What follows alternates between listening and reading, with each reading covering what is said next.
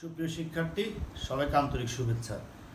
আমার আজকের আলোচনার বিষয় হচ্ছে নবম দশম শ্রেণীর বাংলা ব্যাকরণের পঞ্চম অধ্যায়ের প্রথম পরিচ্ছেদ বাক্য প্রকরণ।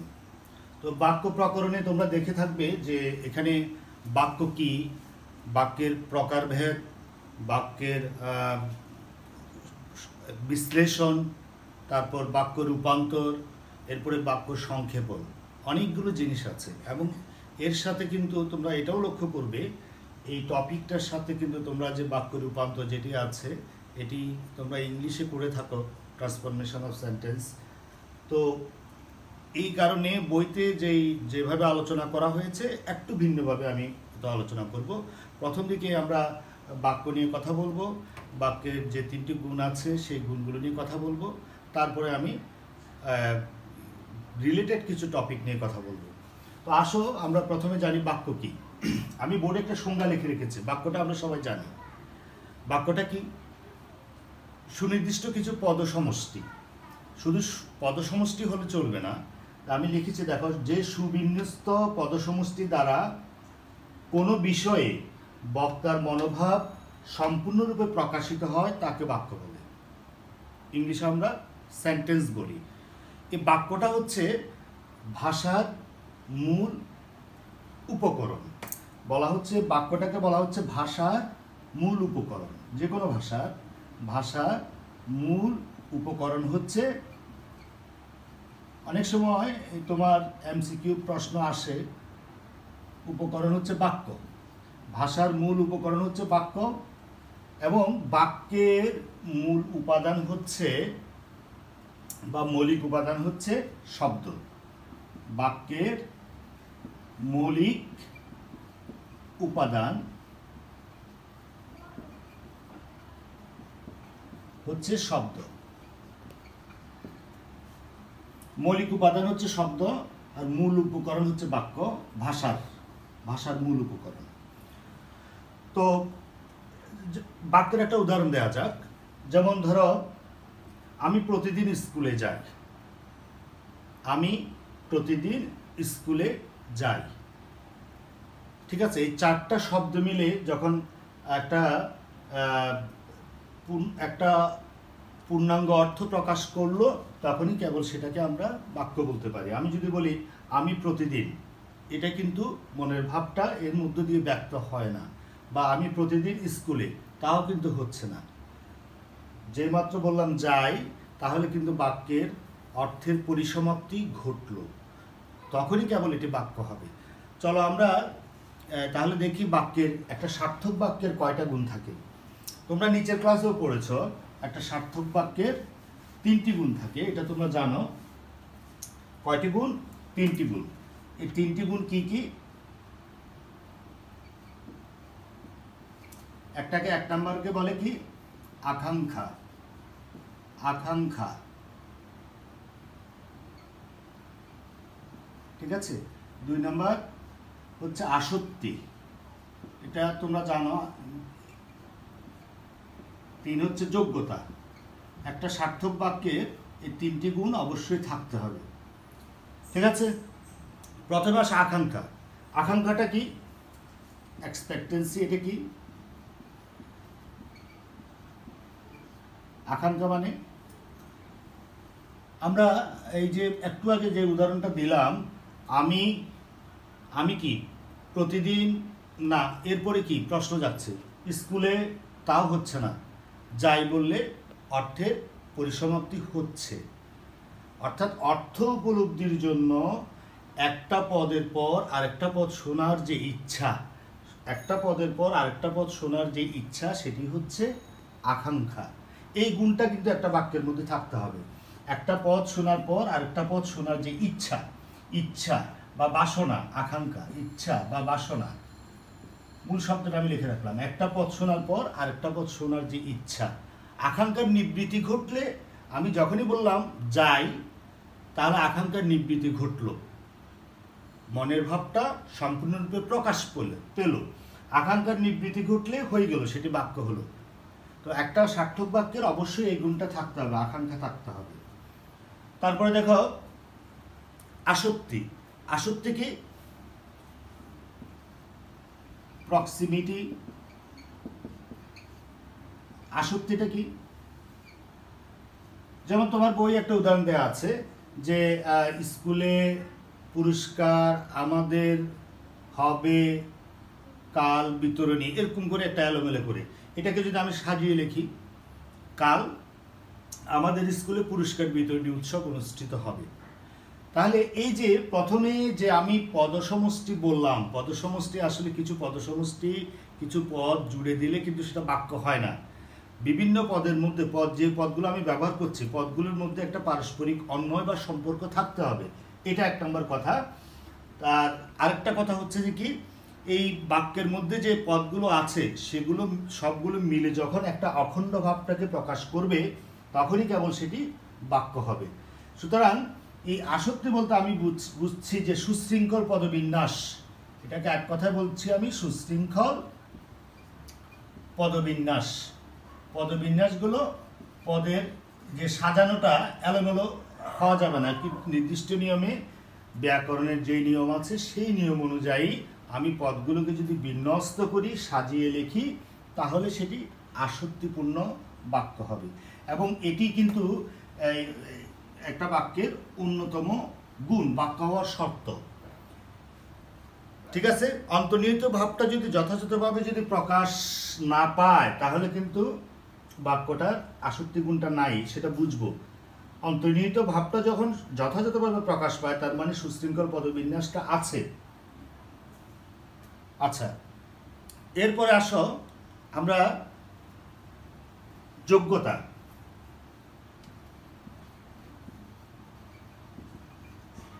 বা হারমোনিও বলি এটাকে আমরা। যোগ্যতাটা কি? যোগ্যতাটা হচ্ছে আমি যে পদগুলো বাক্যে ব্যবহার করলাম ওই পদগুলোর মধ্যে একটা থাকবে, অর্থগত এবং বাক্যগত যদি মিলবন্ধন যদি না থাকে তাহলে হবে না। আমি লিখে রাখতে পারি এখানে অর্থগত ও ভাবগত মিলবন্ধন, অর্থগত ও ভাবগত মিলবন্ধন, মিলবন্ধন। যেমন একটা উদাহরণ তোমার বইয়ে দেয়া আছে যে বর্ষার রৌদ্র প্লাবনের সৃষ্টি করে, বর্ষার রৌদ্র প্লাবনের সৃষ্টি করে। এটা যদি এখানে যে কয়টা পদ ব্যবহার করলাম, বর্ষার রৌদ্র প্লাবনের সৃষ্টি করে, প্রত্যেকটা পদ খেয়াল করো, এখানে আকাঙ্ক্ষার নিবৃত্তি ঘটেছে, এটা পদসমষ্টি। আসক্তিও ঠিক আছে, সুশৃঙ্খল পদবিন্যাস হয়েছে, কিন্তু এটার ভাবগত আর অর্থগত মিলবন্ধনটা হয়নি। কিভাবে সেটি? রৌদ্র কখনো প্লাবন সৃষ্টি করতে পারে না। আমি যদি বলতাম যে বর্ষার জলে প্লাবনের সৃষ্টি হয়েছে তাহলে ঠিক আছে সেটি। অথবা আমি বললাম গরু আকাশে উড়ে, এখানে আকাঙ্ক্ষা আছে, আসক্তি আছে। তুমি খেয়াল করো, আকাঙ্ক্ষা আসক্তির কথা বলেছি কিন্তু যোগ্যতা নেই, কারণ গরু তো আকাশে উঠতে পারে না। আমাদের এই যে মাইন্ডসেটে, আমাদের প্রত্যেকের এই যে মনোজগতের বা মাইন্ডসেটের যে বিষয়টি আছে, ভাষার কিন্তু সেটির বাইরে নয়। সুতরাং অর্থগত ভাবগত মিলবন্ধন এটি হচ্ছে যে কি যোগ্যতার মূল কথা। তো একটা সার্থক বাক্য রচনা করার ক্ষেত্রে আমাদেরকে দুটো জিনিস, একটা হচ্ছে এই ভাষার এই যে আমি দুঃখিত ভাষার না, যে বাক্যের যে তিনটা গুণের কথা বললাম, গুণের পাশাপাশি বিশুদ্ধতা, এই দুটো জিনিস, বিশুদ্ধতা, এই দুটো জিনিস কিন্তু অপরিহার্য। এখন লক্ষ্য করো তোমার বইতে যোগ্যতার সাথে রিলেটেড 6টা বিষয় আলোচনা করেছে, যেগুলো যোগ্যতার সাথে সম্পর্কিত। তাহলে যোগ্যতার সাথে সম্পর্কিত আমরা কয়টা বিষয় এখানে আলোচনা করব? 6টি বিষয়। এই 6টি বিষয় নিয়ে একটু কথা বলি। তাহলে আকাঙ্ক্ষা বুঝলাম, আসক্তি বুঝলাম, যোগ্যতা বুঝলাম। এই যোগ্যতার সাথে সম্পর্কিত যে 6টা বিষয়গুলো খেয়াল করো। 1 নম্বরে কি দেওয়া আছে?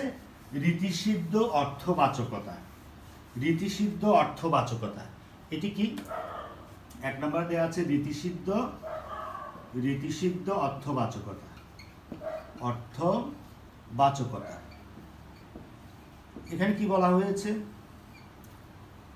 তোমার বইতে একটা কথা লেখা আছে, প্রথম লাইনে রীতিসিদ্ধ অর্থবাচকতার মধ্যে প্রথম লাইনে একটা বইতে লেখা আছে যে এই প্রকৃতি প্রত্যয়জাত অর্থে শব্দ সর্বদা ব্যবহৃত হয়। বইটা একটু খেয়াল করো, প্রকৃতি প্রত্যয়জাত অর্থে শব্দ সর্বদা ব্যবহৃত হয়, এ কথা লেখা আছে। আসলে হবে হয় না, এটি হবে। এখানে লাল কালি দিয়ে দাগ দিয়ে রাখো, লেখা আছে প্রকৃতি প্রত্যয়জাত অর্থে শব্দ সর্বদা ব্যবহৃত হয়। এর মানে এটা ছিল প্রকৃতি প্রত্যয়জাত অর্থে, প্রকৃতি প্রত্যয়জাত অর্থে শব্দ সর্বদা ব্যবহৃত হয়, এটা লিখেছিল। আসলে হবে হয় না, সবসময় হয় না। সর্বদা প্রকৃতি প্রত্যয়জাত অর্থে জাত অর্থে শব্দটা বাক্যে ব্যবহৃত হয় না। এরকম কিছু উদাহরণ আমরা রূঢ়ি শব্দগুলো জানি, তোমরা পড়েছো ইতিমধ্যে। রূঢ়ি শব্দ কি ছিল? উপসর্গ যুগে কিংবা প্রকৃতি প্রত্যয় যুগে, কিন্তু মূল শব্দের অর্থের অনুগামী না হয়ে সেটা কি করবে? ভিন্ন অর্থ বুঝাবে, সেটি হচ্ছে রূঢ়ি শব্দ। যেমন তোমার বইয়ে এখানে দেওয়া আছে, যেমন একটা বাধিত, এই যে বাধিত শব্দটা খেয়াল করো, বাধিত, এটা রীতিসিদ্ধ অর্থবাচকতাটা কি? অনুগৃহীত কিংবা কৃতজ্ঞ, এই দুটি অর্থ। এটা হচ্ছে রীতিসিদ্ধ অর্থবাচকতা। কিন্তু এখন প্রকৃতি প্রত্যয়জাত অর্থটা দেখো, প্রকৃতি প্রত্যয় কিভাবে করেছে, এটা করেছে বাদ যোগ ইত। তাহলে এটার অর্থটা কি? অর্থটা হচ্ছে বাধাপ্রাপ্ত। তাহলে আমি বাধিত শব্দটা বাধাপ্রাপ্ত অর্থে কি বাক্যে ব্যবহার করছি? আমি তো ব্যবহার করছি অনুগৃহীত বা কৃতজ্ঞ অর্থে। তাহলে সবসময় প্রকৃতি প্রত্যয়জাত অর্থে ব্যবহৃত হয় না, হয় এ কথা ঠিক নয়। আবার দেখো আরেকটা দেওয়া আছে তিল। কথাটা তিল, এটা তিল যোগ কি লেখা আছে? স্ন বা অ, মানে তিল জাতীয়। এটার অর্থটা হচ্ছে, এই রীতিসিদ্ধ অর্থটা হচ্ছে তিল জাতীয়, কিন্তু প্রকৃতি প্রত্যয়জাত অর্থটা হচ্ছে যে কি তোমার এই যে কোনো তিল জাতীয় স্নেহ পদার্থ এবং অন্য ফলের রস, অন্য শস্যের রস, সেই অর্থটা ব্যবহার করি না আমরা, তিল জাতীয় এই অর্থে ব্যবহার করি। আবার দেখো আরেকটা উদাহরণ দেখো, যেমন মনে করো হস্তি। এই হস্তিকে এটার প্রকৃতি প্রত্যয় এটা কি হবে? হস্ত যোগ ইন, হাত আছে যার, এটার অর্থ কি? হস্ত আছে যার। কিন্তু এটা রীতিসিদ্ধ অর্থটা কি বুঝি আমরা? রীতিসিদ্ধ অর্থটাও হচ্ছে একটা পশুকে বোঝায়, একটা প্রাণীকে বোঝায়, একটা পশু, একটা নির্দিষ্ট একটা পশুকে বোঝায়। রীতিসিদ্ধ অর্থে আমি ব্যবহার করছি, ঠিক আছে? ঠিক একইভাবে দেখো বাঁশিটা কি? বাঁশিটার এটা প্রকৃতি প্রত্যয় হচ্ছে বাঁশ যোগ রস্যি, অর্থাৎ বাঁশ দিয়ে তৈরি যে কোনো বস্তু, কিন্তু এটা সুরের একটা বাদ্যযন্ত্রকে বোঝাচ্ছে। রীতিসিদ্ধ অর্থটা হচ্ছে সুরের একটা বাদ্যযন্ত্র বিশেষ। তাহলে সবসময় আমরা প্রকৃতি প্রত্যয়জাত শব্দ বাক্যে ব্যবহার করি না, সর্বদা করি না, ঠিক আছে? এটা একটা রীতিসিদ্ধ অর্থবাচকতা। নাম্বার 2 দেখো, 2 নম্বর কি আছে? দুর্বোধ্যতাটা কি? দুর্বোধ্য মানে যেটা সহজে বোঝা যায় না। দুর্বোধ্য অর্থ কি? যেটা সহজে বোঝা যায় না, দুর্বোধ্যতা। 2 নম্বরে আছে দুর্বোধ্যতা, যা সহজে বোঝা যায় না। যেমন এখানে একটা উদাহরণ দেওয়া আছে, যে এখানে বলা হচ্ছে অপ্রচলিত দুর্বোধ্য শব্দ আমি যদি বাংলা ভাষায় ব্যবহার করি, তাহলে ভাষাটা যোগ্যতা হারাবে। হ্যাঁ, এই যোগ্যতার গুণটা, যেমন তুমি আমার সাথে প্রপঞ্চ করেছ, তো প্রপঞ্চ কথাটার অর্থ এটা অপ্রচলিত দুর্বোধ্য শব্দ। এটার অর্থ আমি যদি মায়া করেছ বা ছাতুরি করেছ, তাহলে কিন্তু এটা ঠিক ছিল, এটা বুঝতে কারো কোনো অসুবিধা হতো না। তো এরকম যেমন ধরো নিতরাং, আমি বললাম নিতরাং, হ্যাঁ, নিতরাং, যা এটার অর্থ সবসময় বা সর্বদা। তা আমি যদি বলি তোমাকে আমার নিতরাং মনে পড়ে, তাহলে এই নিতরাং কথার অর্থ এটা দুর্বোধ্য, এটা সহজে বোঝা যায় না, কষ্ট করতে হবে। এই অপ্রচলিত দুর্বোধ্য শব্দগুলোকে আমাদের কি করতে হবে? বাদ দিতে হবে। তা আমরা এই যে রচনা শিল্পগুণ পড়তে গিয়ে বঙ্কিমচন্দ্র চট্টোপাধ্যায়, তোমরা পড়ে থাকবে হয়তো, তিনি অর্থব্যক্তি এবং প্রাঞ্চলতার কথা আলোচনা করতে গিয়ে একটা সুন্দর একটা শব্দ দিয়েছিলেন, মিনক্ষবাকুল কুবলয়। মিনক্ষ বাকুল কুবল, যার অর্থ হচ্ছে মাছের কাঁপনে যে পদ্ম কাঁপছে। তো এই যে কঠিন কঠিন শব্দগুলো, দুর্বোধ্য শব্দগুলো আমি যদি ভাষায় ব্যবহার করি, তাহলে ভাষাটা কি হারাবে? যোগ্যতাটা হারাবে। ঠিক একইভাবে বললাম প্রত্যবিবাদ, প্রত্যভিবাদ। তা আমি তাকে প্রত্যবিবাদ জানালাম, প্রত্যবিবাদ, আমি তাকে প্রত্যবিবাদ জানালাম, তার মানে কি? প্রত্যবিবাদ মানে কি? নমস্কারের বদলে নমস্কার, সালামের বদলে বা সালামের জবাবে সালাম, শুভেচ্ছার বিনিময়ে শুভেচ্ছা। এটি একটু দুর্বোধ্য শব্দ হয়ে গেল না? এই বিষয়গুলোকে আমাদের খেয়াল করতে হবে। ঘরে পণ্যক ঢুকেছে, পণ্যক, ঘরে পণ্যক ঢুকেছে। তা পণ্যক মানে ঘরে সাপ ঢুকেছে। আমি যদি সাপ বলতাম, ওহি বলতাম, সর্প বলতাম, তাহলে বুঝতে কারো কোনো অসুবিধা হতো না। সুতরাং দুর্বোধ্যতা এটি একটি গুরুত্বপূর্ণ বিষয়, যে অপ্রচলিত দুর্বোধ্য শব্দ ভাষায় যদি ব্যবহার করা হয়, তাহলে ভাষার যোগ্যতাটা নষ্ট হয়। 3 নম্বর আসে উপমার ভুল প্রয়োগ। উপমার ভুল প্রয়োগ। তো উপমাটা কি? 3 নম্বর হচ্ছে উপমার ভুল প্রয়োগ। উপমার ভুল প্রয়োগ। আমরা রূপক অর্থে এবং আলংকরিক অর্থে র্যাটোরিক্যাল অনেকগুলো ফিগার কিন্তু ব্যবহার করি, আলংকরিক অনেক শব্দ কিন্তু বাংলায় ব্যবহার করে থাকি। তো সে পড়াটাতে যদি আমি তুলনা করতে বা উপমা দিতে যদি ভুল করি, তাহলে কিন্তু যোগ্যতাটা নষ্ট হয়। ঠিক আছে? যেমন এখানে একটা উদাহরণ দেওয়া আছে তোমার বইয়ে, আমার হৃদয় মন্দিরে আশার বীজ উক্ত হলো। হৃদয় মন্দিরে, আমার হৃদয় মন্দিরে আশার বীজ উক্ত হলো। হৃদয় মন্দিরে আশার বীজ উক্ত হলো। তো হৃদয় মন্দিরে বীজ বপন করা হয় ক্ষেত্রে। বীজ বপন করা হয় কোথায়? ক্ষেত বা ক্ষেত্রে। আমি যদি, সুতরাং এটা বলা উচিত ছিল হৃদয় ক্ষেত্রে, এটা হৃদয় মন্দিরে হবে না, হবে হৃদয় ক্ষেত্রে। উপমাটা ভুল হয়েছে, হৃদয় ক্ষেত্রে, আমার হৃদয় মন্দিরে হবে না, উপমার ভুল প্রয়োগ। আমি আরেকটা, যেমন মনে করো আমি বললাম যে সে শোক সাগরে, দুঃখের সাগরে, শোক সাগরে উড়ে বেড়ায়। শোক সাগরে উড়ে বেড়ায়, উড়ে বেড়ায়। খেয়াল করো তো, সাগরে কি উড়ে বেড়ানো যায়? দুঃখের সাগরে সে উড়ে বেড়ায়? উড়ে বেড়া হবে নাকি নিমজ্জিত হয়? নিমজ্জিত হয়। দুঃখের, সে শোক সাগরে নিমজ্জিত হয়, তাহলে কিন্তু ঠিক হয়। উড়ে বেড়াটা হয় না, হয় না। সুতরাং অর্থগত এবং ভাবগত নির্বন্ধনের জন্য উপমার ব্যবহারটাও কিন্তু গুরুত্বপূর্ণ। সঠিক উপমাটা আমাকে ব্যবহার করতে হবে, সঠিক র্যাটোরিক্যাল ফিগারটা কিন্তু নিয়ে আসতে হবে। এরপরে আসো বাহুল্য দোষ। 4 নাম্বার, বাহুল্য দোষটা কি? বাহুল্য কথা দিয়ে কিন্তু আমরা বুঝতে পারছি বাহুল্যটা, বাহুল্য মানে হচ্ছে বেশি, প্রয়োজনের অতিরিক্ত হচ্ছে বাহুল্য, প্রয়োজনের থেকে বেশি, প্রয়োজনের থেকে বেশি। যেমন তোমার বই একটা উদাহরণ দেওয়া আছে, দেশের সব আলেমগণ এ ব্যাপারে একমত হন। সব আলেমগণ বলা হয়েছে, সব আলেমগণ। তো সব আলেমগণ মানে একটু লক্ষ্য করে তো এখানে কি করা হয়েছে? এখানে দুবার প্লুরাল করা হয়েছে না? বহুবচন কয়বার করা হয়েছে? বহুবচন হয়েছে দুবার। সবও করা হয়েছে সামনে, আবার গণযুক্ত হয়েছে। সঠিকটা কি হবে? সঠিক হবে সব আলেম, সব আলেম, দেশের সব আলেম।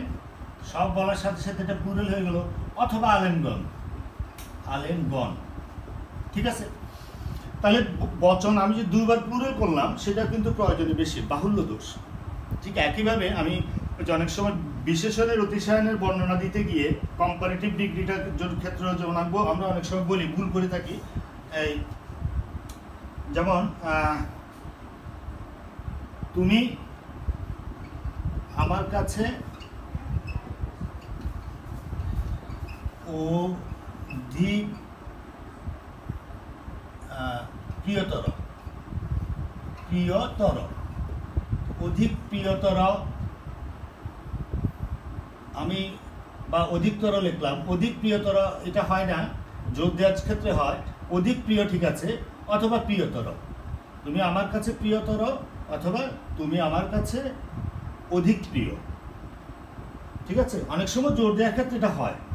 হ্যাঁ, আবার দেখো আমরা সমার্থক শব্দগুলো, এটা সমার্থক শব্দের ক্ষেত্রেও কিন্তু আমরা ভুল করি। সমার্থক শব্দের ব্যবহার করতে গিয়ে অনেক সময় দুবার করে থাকি। যেমন আমরা বলে থাকি, প্রায় বলে থাকি, এটা বহুল প্রচলিত ভুল, অনুষ্ঠান চলাকালীন সময়ে। অনুষ্ঠান চলাকালীন, অনুষ্ঠান চলাকালীন সময়ে। লক্ষ্য করো, অনুষ্ঠান চলাকালীন, চলাকালীন মানে কি? কালীন, চলার সময়, আবার সময়ে, সময়টা দুবার আসলো না? তাহলে হবে অনুষ্ঠান চলাকালীন অথবা অনুষ্ঠানকালীন। অনুষ্ঠান চলাকালীন, সময়টা হবে না। ঠিক আছে? আরেকটা, এই যে তোমার বিজ্ঞপ্তিতে প্রায় যে অবগতির জন্য জানানো যাচ্ছে, যে অবগতির জন্য জানানো যাচ্ছে, যে জানানো যাচ্ছে, যে এরকম ব্যবহারটা আমরা লক্ষ্য করি, প্রায় লক্ষ্য করি। তো এখানে কি হয়েছে? অবগতি মানে জানানো, জানানোর জন্য জানানো যাচ্ছে, যে এখানেও কিন্তু সমার্থক শব্দ প্রয়োজনের থেকে বেশি আছে। এটিও বাহুল্য দোষে দুষ্ট। তাহলে সমার্থক শব্দের কারণে হতে পারে, তারপরে বিশেষণের অতিশায়নের ক্ষেত্রে বর্ণনা দিতে গিয়ে করতে পারি, আমরা বচন দুবার করেও করতে পারি। তো এইভাবে নানাভাবে কিন্তু বাহুল্য দোষে বাক্য দুষ্ট হতে পারে। তো এটিও কিন্তু যোগ্যতার সাথে সম্পর্কিত। এরপরে আসো 5 নাম্বার, বাগধারা শব্দ পরিবর্তন। বাগধারা আমরা সবাই জানি। বাগধারাটা কি? বাগধারাটা হচ্ছে তোমার ইডিয়ম। বাগধারা শব্দ পরিবর্তন, বাগধারার শব্দ পরিবর্তন। যেমন তোমার বইয়ে একটা উদাহরণ দেওয়া আছে, অরণ্যে রোদন। অরণ্যে রোদন, এই কথার অর্থ কি? অরণ্যে রোদন। তো বাগধারাটা একটা, যে কোনো ভাষার তার নিজস্ব একটা বৈশিষ্ট্য। সেখানে বাগধারা এতে যদি আমরা যে শব্দগুলো ব্যবহৃত হয়েছে সেখানটায় যদি আমরা যথেচ্ছ বা ইচ্ছামতো যদি এটার পরিবর্তন করতে চাই সমার্থক শব্দ দিয়ে, তাহলে কিন্তু এই তোমার এটি যোগ্যতা হানি ঘটবে। যেমন অরণ্যে রোদন, আমি যদি বলি অরণ্য মানে বন, বনে ক্রন্দন, বনে ক্রন্দন। অরণ্য মানে কি? বন, বনে ক্রন্দন। রোদন মানে কাদা, ক্রন্দন। তাহলে কি হলো? বনে ক্রন্দন বললে অরণ্য রোদন যে বৃথা চেষ্টা, বৃথা চেষ্টা, সে অর্থ তো বুঝাবে না। বাগধারাটা হচ্ছে একটা ভাষার নিজস্ব সম্পদ, নিজস্ব স্টাইল, স্বকীয়তা সেখানে থাকবে। এখানে কিন্তু হাত দেওয়া যাবে না। আবার অকাল কুষ্মাণ্ড, আমি যদি বলি অকাল কুষ্মাণ্ড, অকাল কুষ্মাণ্ড, এটার মানে কি? এটা হচ্ছে আমরা কোন অর্থে ব্যবহার করি? অপদার্থ, অকাল কুষ্মাণ্ড। তো অকাল কুষ্মাণ্ড জায়গায় আমি যদি কুমড়া বলি, কুষ্মাণ্ড মানে কুমড়া, অকাল কুমড়া, হ্যাঁ, তাহলে কি এই যে অপদার্থ অর্থ বুঝাবে? অবশ্যই বুঝাবে না। তো এই বিষয়গুলো মানে খেয়াল করতে হবে যে বাগধারায় শব্দের সমার্থক শব্দ দিয়ে যদি আমরা এটাকে রিপ্লেস করি, তাহলে কিন্তু, এবং সেই শব্দটা যদি বাক্যে ব্যবহার করি, তাহলে সেটি যোগ্যতার হানি ঘটাবে। সর্বশেষ হচ্ছে বাগধারা শব্দ পরিবর্তনের পরে গুরুচণ্ডালী। গুরুচণ্ডালী বা 6 নাম্বার। গুরুচণ্ডালী দোষটা তোমরা জানো। গুরুচণ্ডালীটা কি? গুরুচণ্ডালী হচ্ছে তোমার তৎসমর সাথে বাংলা শব্দের মিশ্রণ, কিংবা সাধুর সাথে চলিত রীতির, সাধু আর চলিত রীতির মিশ্রণ, এটাকে আমরা বলে থাকি গুরুচণ্ডালী। তৎসম বাংলা কেমন? যেমন গরুর গাড়ি, তোমার বই উদাহরণ দেওয়া আছে, গরুর গাড়ি। গরুর গাড়িকে আমি বললাম যে গরুর শকট, গরুর শকট, তাহলে হলো। বা শবদাহ, শবদাহ, এটা একটু বললাম আমি শবপোড়া। খেয়াল করো তো, গরুর গাড়ি, এটা যে বাংলা বাংলা দুটোই, এখানে শকট হয়ে গেল, তাহলে তৎসময় বাংলা মিশ্রণ হয়ে গেল, এটা হবে না। আবার শবদাহ, দুটি সংস্কৃত ঠিক আছে, সব পোড়া, এখানে এটা বাংলা হয়ে গেল, হবে না। সাধু চলিতের ক্ষেত্রে বলো, হ্যাঁ, যেমন ধরো দেখাইয়া, আমি ক্রিয়াপদ থেকে যদি বলি দেখাইয়া দিয়েছি, দিয়েছি, লক্ষ্য করো তো, দেখাইয়া দিয়েছি যদি বলি, দেখাইয়াটা হইল সাধু, আর দিয়েছিটা চলিত, তাহলে হবে না, একই রীতিতে হতে হবে। দেখাইয়া দেখাইয়া দিয়াছি অথবা দেখিয়ে দিয়েছি, এটাই হবে। অথবা ধরো যদি আমি নাউন থেকে বলি যে চাঁদ সূর্য, আমি বলবো চাঁদ সূর্য, এটা কি এটা হবে? সূর্যটা তৎসম, চাঁদটা কি তৎসম? চন্দ্র তৎসম, চন্দ্র তৎসম। তাহলে এটা হওয়া উচিত ছিল চন্দ্র সূর্য, চন্দ্র সূর্য, এটা ঠিক ছিল। তো সুতরাং এই যে তৎসম বাংলা এবং সাধু চলিতের মিশ্রণ হলেও সেটাও কিন্তু গুরুচণ্ডালী দোষে দুষ্ট হবে। এই 6টা বিষয় হচ্ছে তোমার এই যোগ্যতার সাথে সম্পর্কিত। তাহলে আমরা জানলাম একটা সার্থক বাক্যের 6টি গুণ থাকতে হবে। এই 6টি গুণ কি কি? আকাঙ্ক্ষা, তিনটি গুণ থাকতে হবে, আকাঙ্ক্ষা, আসক্তি এবং যোগ্যতা। আকাঙ্ক্ষা হচ্ছে একটা শব্দ শোনার পরে আরেকটা শব্দ শোনার ইচ্ছা, আসক্তি হচ্ছে সুশৃঙ্খল পদবিন্যাস, আর যোগ্যতা হচ্ছে বাক্যের অন্তর্গত পদসমূহের অর্থগত এবং ভাবগত মিলবন্ধন। এই যোগ্যতার সাথে 6টা বিষয়: রীতিসিদ্ধ অর্থবাচকতা, তারপরে আমরা পড়েছি দুর্বোধ্যতা, উপমার ভুল প্রয়োগ, তারপরে পড়েছি তোমার এই বাগধারা শব্দ পরিবর্তন, গুরুচণ্ডালী দোষ, এবং আরেকটা ছিল বাহুল্য দোষ। এই 6টা বিষয় সম্পৃক্ত। ঠিক আছে।